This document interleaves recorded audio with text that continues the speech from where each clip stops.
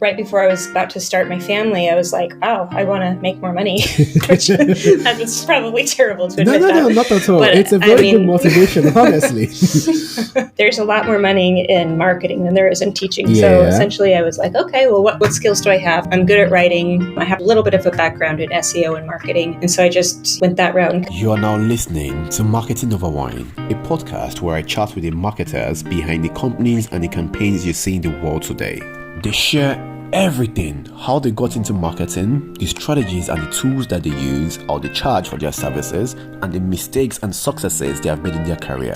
Each episode is unfiltered and a masterclass, so come join us. I am your host as always, Olawumi Olaniyi.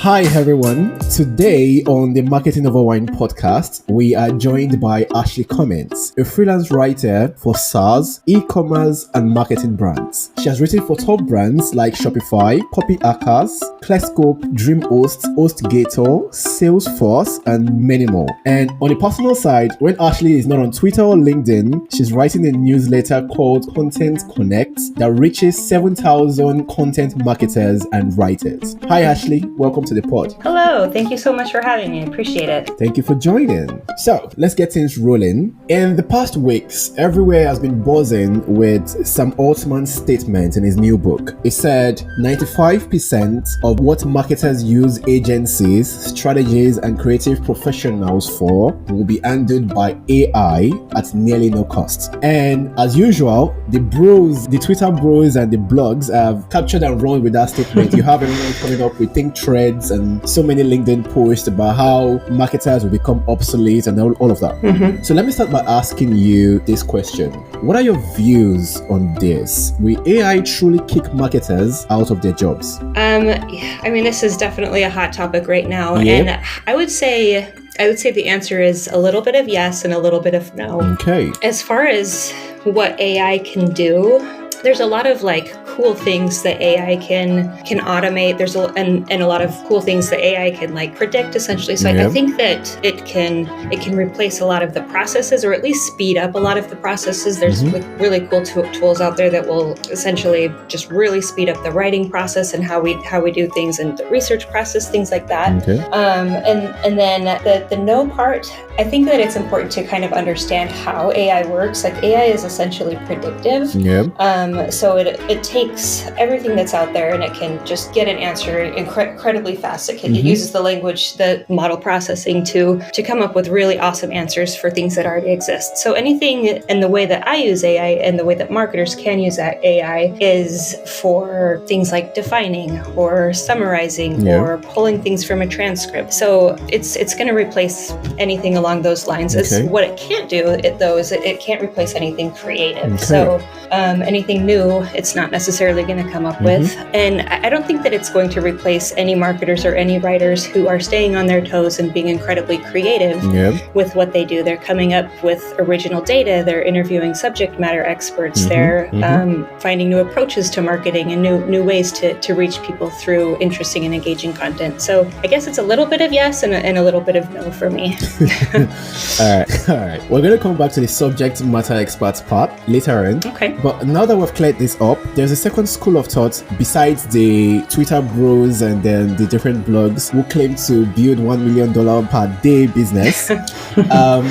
The other school of thought says that we should focus on the remaining 5%, since Sam said 95%. Yep. Right. So what needs to be done to be part of those 5% of marketers that their jobs cannot be replaced by AI? I think that, I can only speak to what writers can do because I'm primarily a content marketer and a content writer. Okay. And so I think that the first thing to do is to really refine your writing skills. AI, at least right now with ChatGPT, I think it's amazing what it can do, but it's also amazing what it can't do. And I think that if you can really just hone the practice of writing, and you can, be essentially creative, just really practice the art of writing, I think that will make you stand out.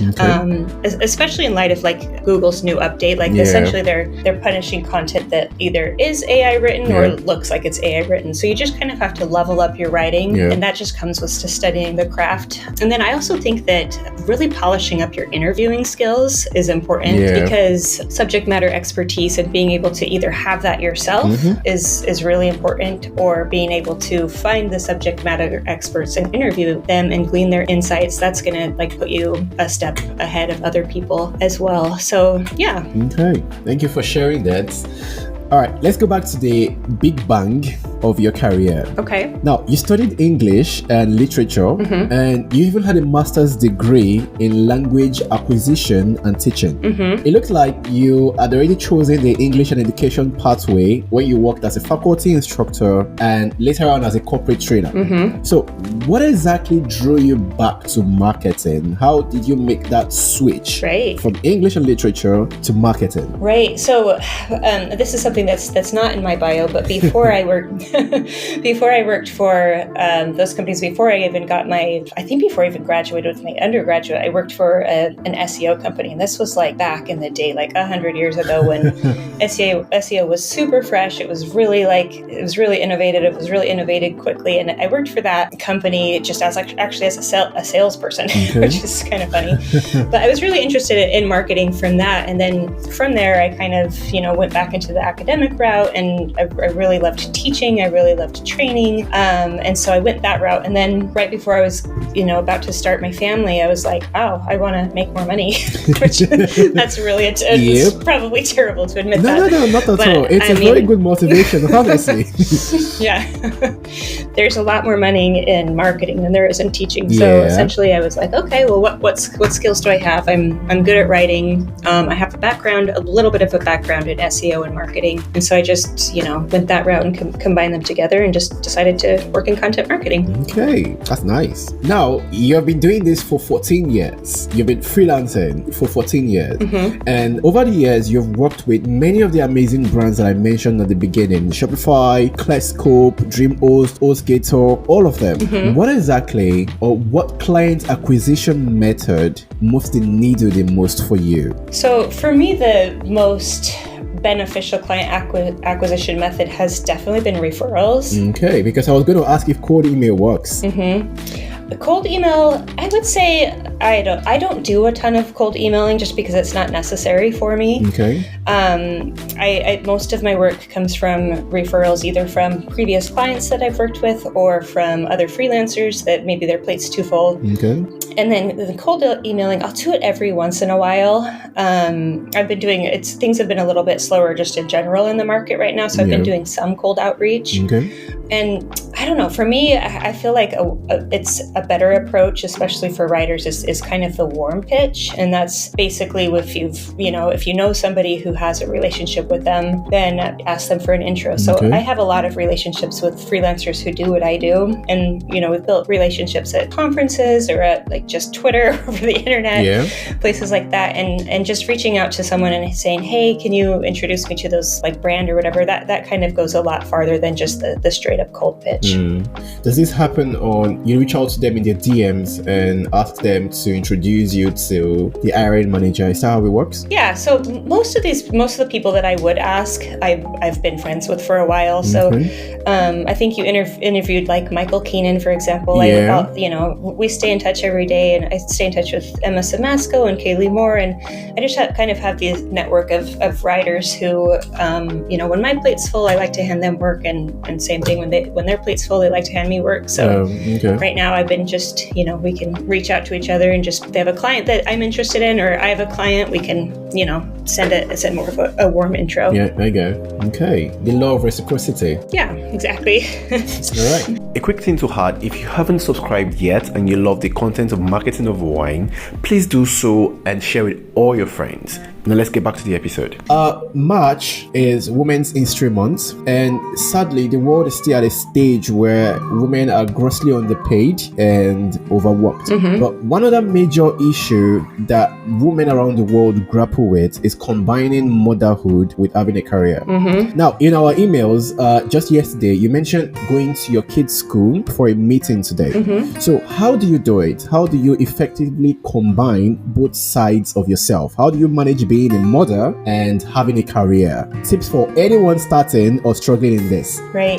This is interesting. I actually saw and commented on a tweet from another marketer yesterday who essentially she's like, I chose this, but it's so hard to have, to realize my career goals and also to be a mom. And what I said,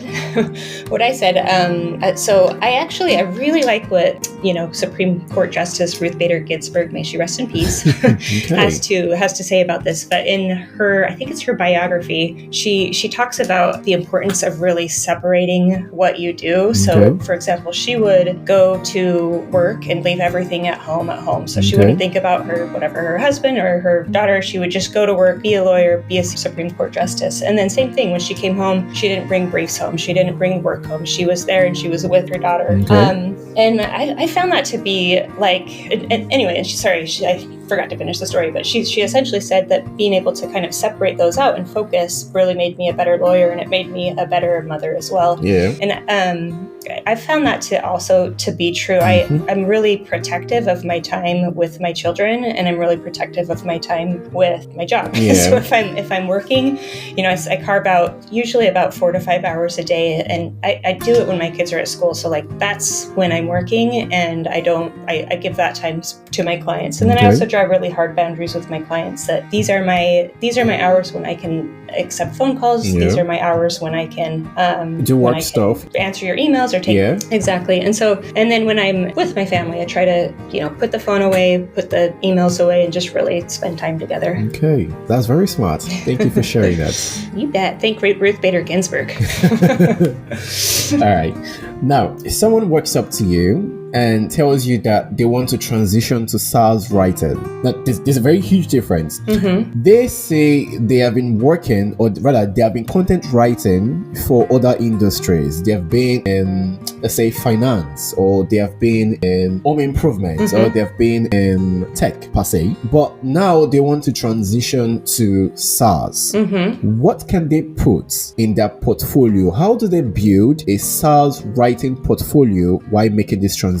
Right. I think that the first thing that I would look for is subject matter expertise. So I would say really brush up on understanding how different SaaS tools work. I would say also like maybe start with a certain niche. Like there's e-commerce SaaS tools, and there's marketing SaaS tools, and there's fintech SaaS tools. And so, and there's so many of all of them. So there's really a space for anyone who wants to really have a niche in that. So I would say kind of pick a niche and then really find out how these tools work. And then start building relationships. Reach out to the people who are talking about this. Build relationships on social media platforms. Go to conferences. Just kind of start building relationships and talking to people in the SaaS industry. And then if you're having a hard time still getting clients in a new niche, I would actually encourage people to write some spec pieces, or to reach out to people and anybody who they know, and just to ask if they can write a spec piece for them, or write a sample piece for them or something.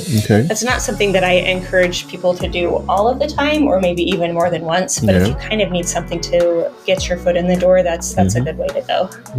I get that. More or less writing samples, because the issue many people have is brands asking them to write free samples. And honestly, that should be frowned at completely. Brands in 2024 should not be asking people to write free samples. No. But I get the idea that for someone like this who is transitioning to other industries like SaaS and needs to get their foot in the door, then this might come in where they reach out to people to ask if they can write for them, if they can maybe just 1 or 2 samples to use in their portfolio in pitching to other brands that they would like to work with. And And another way to do that could be like a guest post so that you actually have your name on it. It's, something that you can, link to your portfolio. There's a backlink back to your website that you've built. And so, but again, I don't recommend, that's kind of a last resort, I would say, but it can, I've done it before, but I would definitely say don't continue to write free samples for anyone. I often don't even write paid test projects. I'm like, hey, you can look at my portfolio and we can go from there essentially. But yeah, good way to start. All right. Now that we're on the topic of writing, there's a saying that basic content gets read, while good content gets read and shared. Great content, however, is content that will get read, shared, and talked about. To put it simply, good content is either informative or engaging. Great content is both of them. So for you, what makes up great content and how do you write one? Right. This is such a good question. There's so many things to say. Let's go ahead. All right. I would say that the first thing that makes a piece good is a story.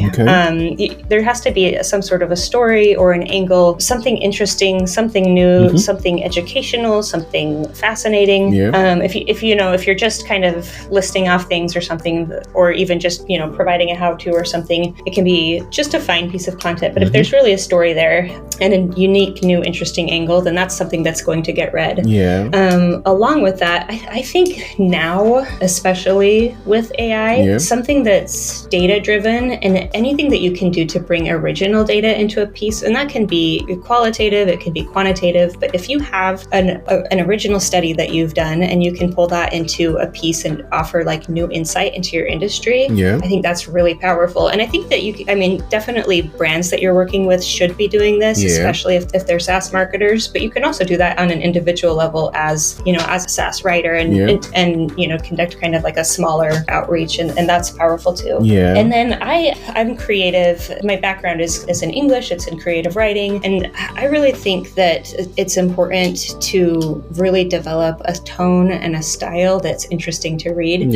A lot of content right now I think is very dry and really boring, and I find especially SaaS content can get like that, and I think that if you can really develop a tone of voice, especially as a SaaS brand, then I think that sets you apart as well. Okay, so first point, storytelling. Second point, interviewing experts and using the data in the write-up. And third point, developing a style and a tone. Okay, do you have any more you want to share? Let's see. I think yes, this is probably the most important thing. I should have started with this, but making sure that it's really audience aligned. Every piece of content should start with audience research, making sure that you know who you're talking to.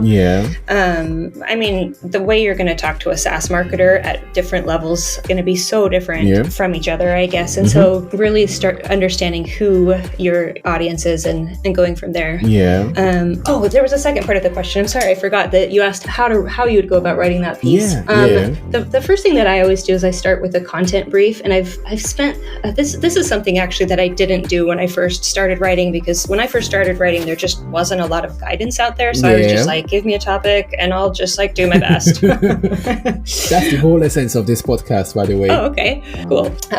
So I kind of probably like a few years into my career, I was like, oh, there's a thing called a content brief, and I can use it essentially to capture all the information that I need from my client in order to hit the mark and create a piece that is really awesome. And in that, it has information about the audience, of course, about the tone and the style, about competitors, about subject matter experts, about points that they want to hit. So to create a really good piece of SaaS content, you always have to start with a really, really clear brief. And then from there, I would say probably move into the actual research part of it. So I like to create, I call it a dump doc. I think I stole that from my friend Emma, but it's essentially just like a document that has all of the research around the topic, anything that's new, anything that I've done, any like subject matter expertise that I've pulled in.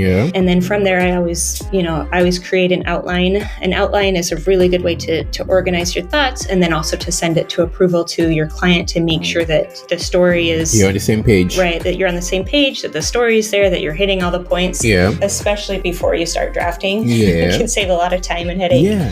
And then just drafting and going for it. Now, thank you for sharing those ones. Earlier, I said that's the whole essence of this podcast. That's why I started this podcast.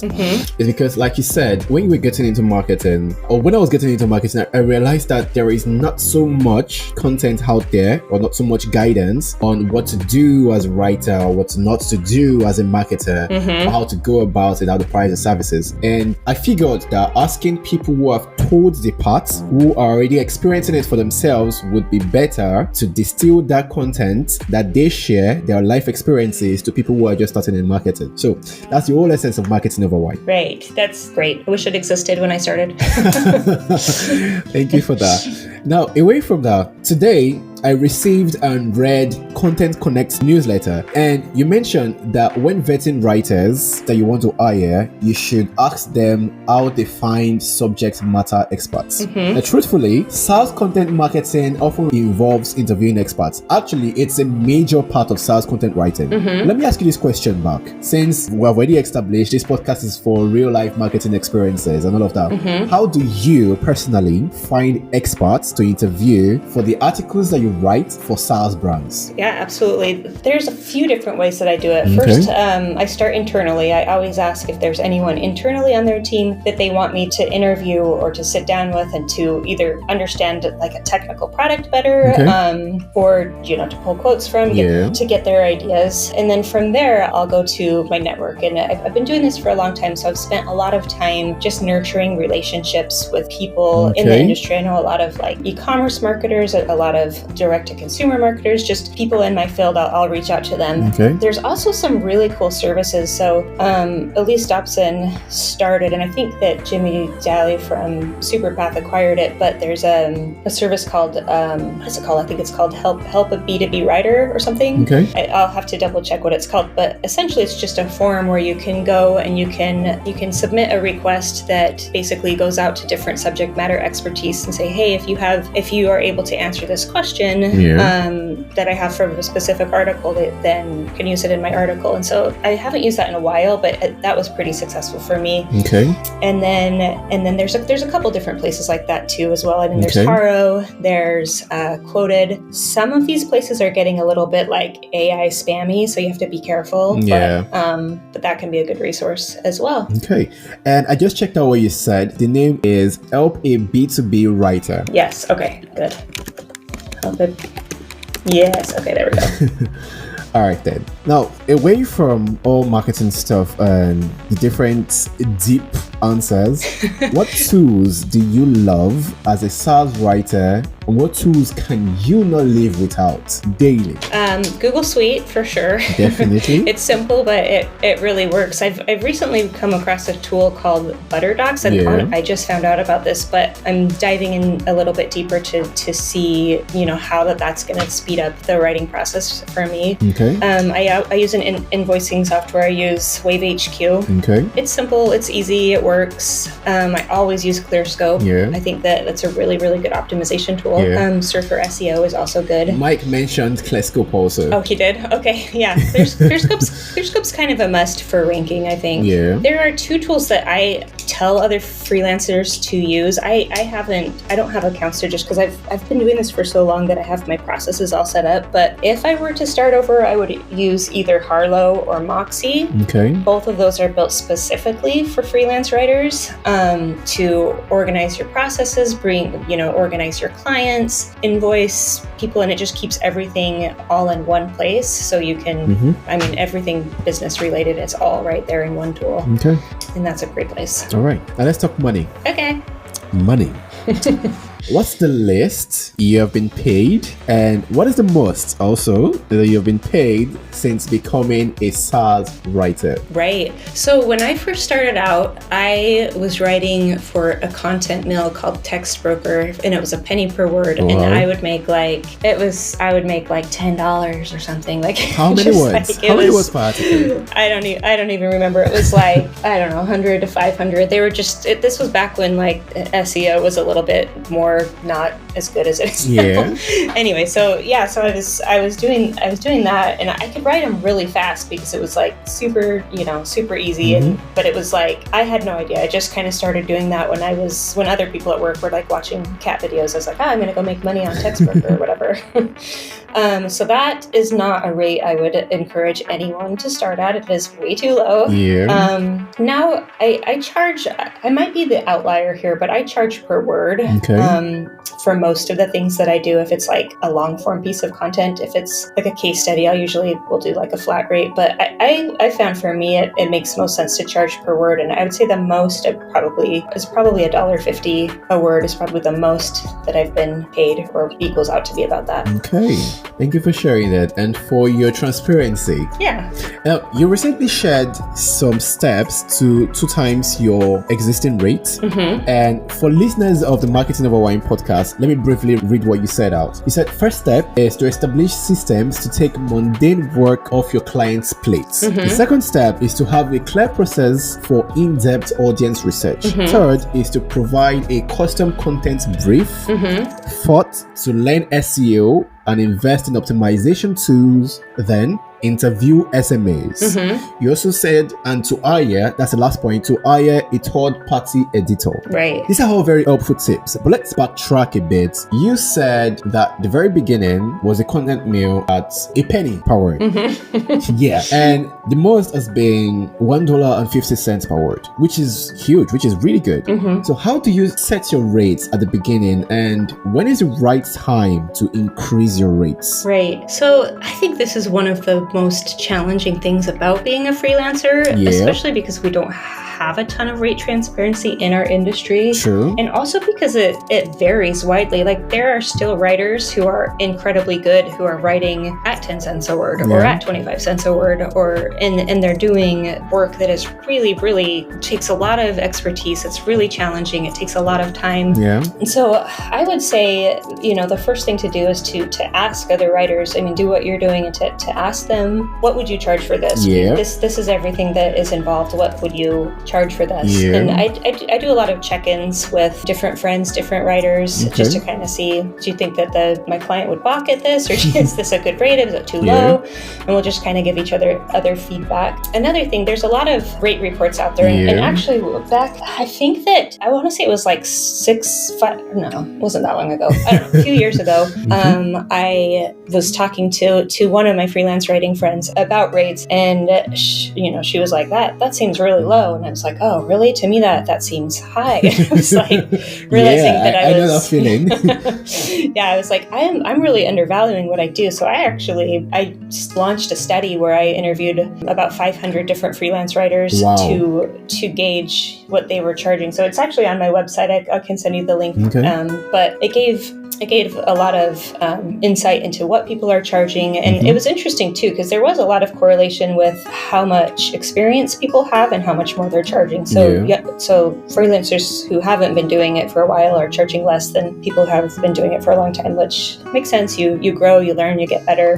One thing I would say to raise your rates, and this is, I think that set your first rate or whatever, and then maybe raise your rate by like 10% for every new client. So you're consistently raising your rates, and a client probably isn't going to be too worried about, a 10% increase. But if you can do that, eventually you'll find yourself at a rate that feels really, really good and doesn't make you squirm, I guess, quoting it to a client. Okay. All right. Yes, please send the link after the episode. I will add it in the description when this goes live. Cool. All right. So this past week, you have been touting having a list of 20 colleagues who you can recommend to anyone. I've seen you post and talk about it on LinkedIn and also I think on Twitter. So let's take a peek inside the list. Okay. What criteria should a SaaS writer have that makes them easily recommendable? Right. Let me rephrase that again. What criteria do those 20 colleagues in that list have that makes them recommendable? Yeah. They're just, everybody in that list is just so good. But I think the first thing is reliability. So hiring somebody who does what they say that they'll do. So you give them a deadline, they meet the deadline. They say that they're going to give you revisions by a certain date. They give you those revisions by a certain date. True. And I've done some work in the past with subcontractors, and it's amazing how challenging it is to find a writer who's reliable. Yeah, true. And then I would also say, everybody on that list they've been doing it for a while, and they have really good subject matter expertise. They know a lot about how to craft a good story. They know a lot about how to infuse data into a piece. They know how to interview the right subject matters and pick pick the most important things and bring that into the story. story. Okay. But yeah, I would say most of the people on there are just really good storytellers and also really good at SEO. They know how to not only write a story that will resonate with the right audience, but will also get seen. Yeah.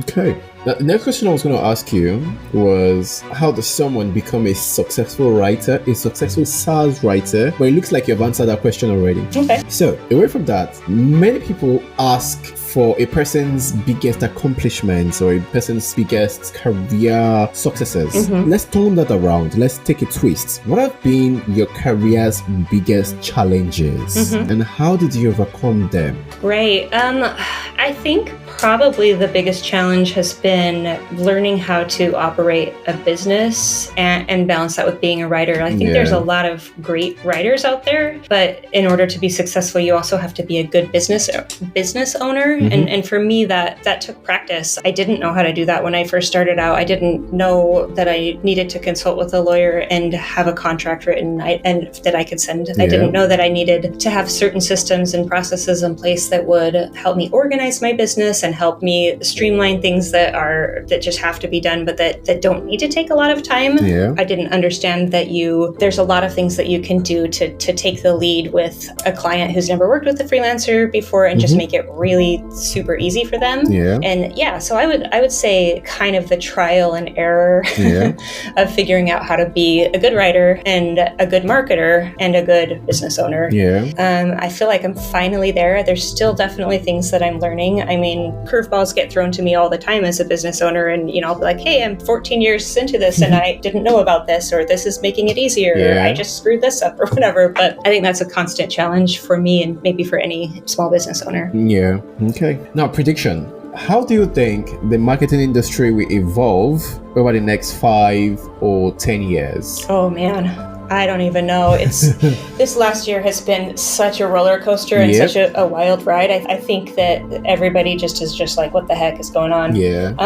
I think AI is going to keep getting better. And AI and automation are going to keep getting better. I think, and I hope that as AI gets really saturated and as people use it more, I hope that there is kind of a return to kind of the more human and the more creative. I think that no matter what an AI tool can do, if we're not speaking to people's emotions and we're not appealing to their creativity and appealing to the, how smart people really are, I don't think that it'll last very long. So I'm hoping to see a return to kind of just more raw marketing and more creative approaches. So I'm not sure if that's a great prediction. That's my hope is that it'll just become more creative. Okay, it is. All right. Away from marketing questions, you brought seltzer water to the show, and I have my glass of red wine. But if you could have a glass of wine, or before then, what is your favorite type of wine? I love a Portuguese green wine, so like the Vinho Verde. And then there's kind of like a lot of diversity. I like the more like minerally ones. Yeah, I joke that like I want to be licking the bottom of a creek. I want it to feel like that when I'm drinking a glass of wine. It's really minerally, and I love that. Okay. And if you can have a glass of wine with any marketing professional, past or present, what would it be and why? Let's go with present. Okay. I probably say Rand Fishkin. I really admire a lot of his work. I think that the content that he puts out is really rooted in, it's all rooted in data. And I think he's like a huge, I don't know if we want to say trendsetter, but like trend finder, I guess would maybe be a better word for him. And I think that, I just think that he's continually innovating. And so I think he'd be a really interesting person to talk to. Okay. Thank you for everything you've shared so far.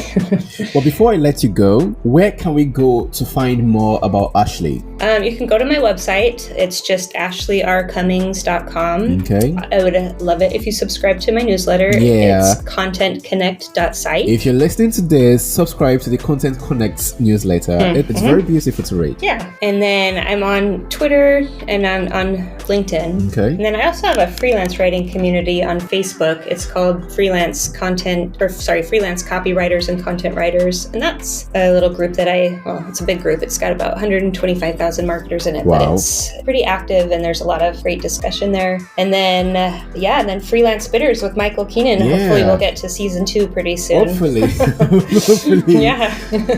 All right, then. Thank you so much for coming on the pod once again, Ashley. Yes, thank you. And since it's night over here already, almost 8 p.m., I would be having my glass of wine. Great. And hopefully later tonight, you can also have yours. Oh, you know it. I definitely will.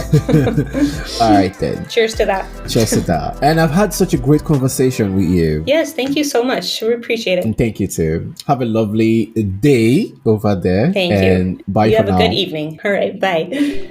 Thanks for joining me on this episode of Marketing Over Wine. To listen to more career stories of marketing professionals around the world, subscribe on Spotify, Apple Podcasts, Google Podcasts, or any podcast app of your choice. Or simply visit marketingoverwine.com to stay up to date.